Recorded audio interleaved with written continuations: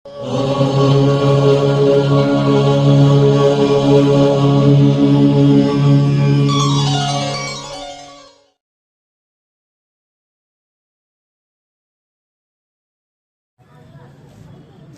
একটা প্রবাদ আছে, গঙ্গার পশ্চিম কূল বারাণসী সমতুল।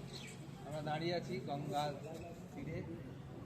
মিশ্রা প্রেম মন্দির আশ্রমের প্রতিষ্ঠাতা আচার্য শ্রী শ্রী তারানন্দ ব্রহ্মচারীজি মহারাজ 1340 বঙ্গাব্দে তিনি প্রেম মন্দির প্রতিষ্ঠা করেন। এই প্রেম মন্দির প্রতিষ্ঠায় তার দীর্ঘ এক ইতিহাস বহন করে চলেছে এই গঙ্গার তীরে। আর আমরা যেখানে দাঁড়িয়ে রয়েছি গঙ্গার তীরেই গত 28 তারিখে রবিবার ওনারই নামাঙ্কিত একটি শ্রী তারানন্দ শান্তিকুঞ্জ, যেটা আমাদের মিশ্রার পৌরসভা থেকে এবং মাননীয় বিধায়ক তার তহবিল থেকে, শ্রী ডক্টর সুদীপ্ত রায়ের তহবিল থেকে এটি নির্মাণ করে দেওয়া হয়েছে, সুসজ্জিত। আমরা 28 তারিখ এটা উদ্বোধন করেছি। এবারে আমরা এটা এর মধ্যে বিশেষ বিষয় হচ্ছে যে আমরা এখানে একটা গঙ্গার মূর্তি গঙ্গার তীরে আমরা স্থাপনা করেছি ভেতরে। এই গঙ্গার যেন মা গঙ্গা স্বয়ং গঙ্গাকে দর্শন করছেন।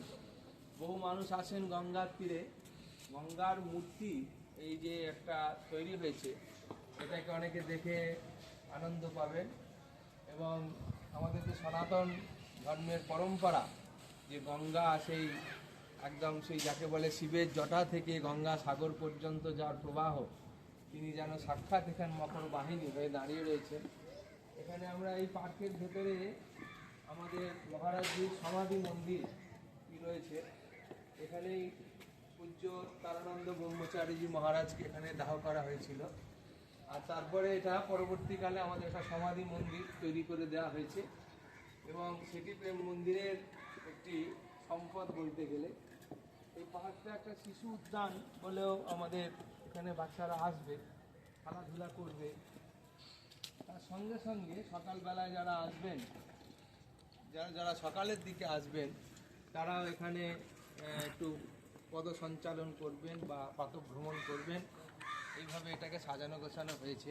আমরা এই পার্ক দেখছি গঙ্গার একদম পবিত্র তীরে। আর এখানেই স্থাপনা করা হয়েছে শ্রী শ্রী তারানন্দ ব্রহ্মচারীজি মহারাজের একটি ধ্যানে বসা মূর্তি। এই আমরা ছোট বয়স থেকে শুনেছি পূজ্য মহারাজজির ঘাটটি একদম এই গঙ্গার তীরে দোতলায় ছিল এবং উনি প্রত্যেক দিন সন্ধ্যাবেলায় সন্ধ্যা বন্দনা করতে বসতেন, ধ্যান করতে বসতেন গঙ্গার তীরে। আমরা ওই রকমই একটা মূর্তি কল্পনা করেছি যে মহারাজজি যেন গঙ্গাকে দেখে ধ্যান করছেন। সেই মূর্তিটিও আমাদের 28 তারিখে উদ্বোধন হয়ে গেছে। এখন আসি আমরা আমাদের এই যে আশ্রমের যে উৎসব, সেই উৎসবকে নিয়ে দু চারটি কথা আপনাদের বলবো। আগামী কাল অর্থাৎ 31 তারিখে আমরা একটা বিরাট ধর্মসভা করছি। শ্রী শ্রী তারানন্দ ব্রহ্মচারী মহারাজের 1901 সালে জন্ম, আপনারা দেখতে পাচ্ছেন লিখে রেখে দেওয়া হয়েছে। এবং তার 1981 সালে শরীর যায়। তো সেই ধরে আমরা এবছর ওনার 125তম আবির্ভাব জয়ন্তী পালন করছি। বর্ষব্যাপী কার্যক্রম, যেমন আগের দিনকে আমাদের বসে আঁকো প্রতিযোগিতা হয়েছে, বিরাট একটা শোভাযাত্রা হয়েছে। আর আগামীকাল 31শে ডিসেম্বর আর ঋষরার প্রেম মন্দিরে যেন এক নক্ষত্রের সমাবেশ হতে চলেছে। দিগ্গজ সমস্ত বিদ্বান এবং বরিষ্ঠ সন্ত মণ্ডলীর আগমন ঘটবে আগামীকাল বিকেল 5টায়, যেখানে উপস্থিত থাকছেন আমাদের পরম পূজ্য মহামণ্ডলেশ্বর শ্রীমৎ স্বামী প্রণব চৈতন্য পুরীজি মহারাজ, যিনি আমাদের কাশীতে থাকেন, এবং আমাদের পরম পূজ্য ব্রহ্মলীন মহামণ্ডলেশ্বর বিষ্ণুপুরী মহারাজের যিনি উত্তরসূরি হয়ে দায়িত্বভার গ্রহণ করেছেন।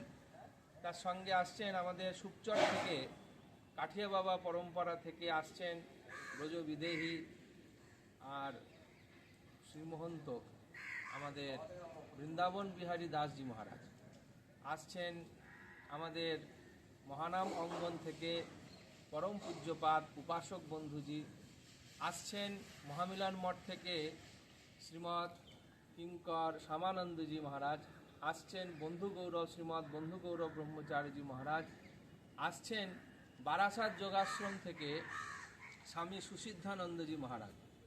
এছাড়াও আমাদের আদ্যাপীঠ থেকে আসছেন বিবেক ভাই, আমাদের এর সঙ্গে আসছেন বেলুর ধর্মচক্র থেকে স্বামী বিশুদ্ধানন্দ সরস্বতীজি মহারাজ, মাহেশী রামকৃষ্ণ আশ্রম থেকে আসছেন শিবেশানন্দ স্বামী শিবেশানন্দজি মহারাজ, স্বামী বলদেবানন্দজি মহারাজ।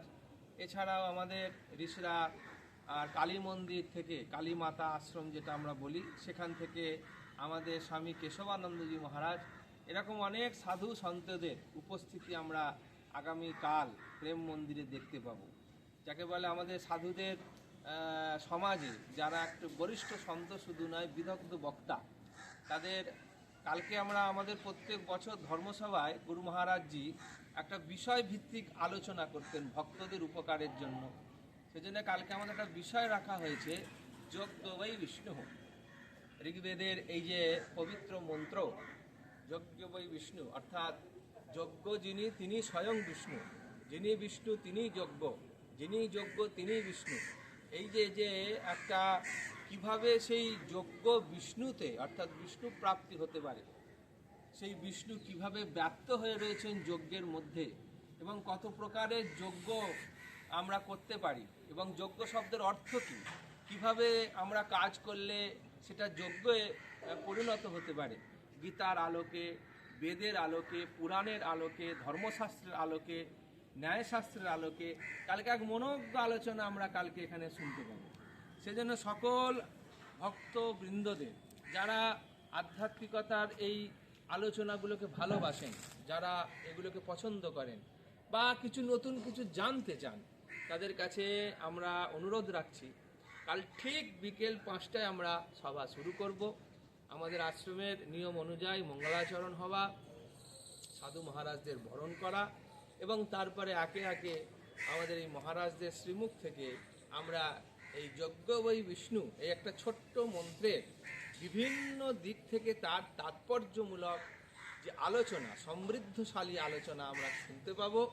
সকলে কালকে আপনারা আসুন, প্রেম মন্দিরে আসুন, এবং এসে এই অনুষ্ঠানটি অর্থাৎ এই ধর্মসভার আনন্দ উপভোগ করুন এবং নিজেরা সমৃদ্ধ হন। এই বলে আজকের অনুষ্ঠান সূচি আমাদের চলবে, 1 তারিখ থেকে যজ্ঞ চলবে, তারপর আমরা পরে পরে সেগুলো আপনাদের প্রত্যেক দিন এভাবেই ঘোষণা করব। কালকের অনুষ্ঠান 31 তারিখ, কালকে বিকেল 5টায় আপনারা সকলে আসুন ধর্মসভা। নমস্কার।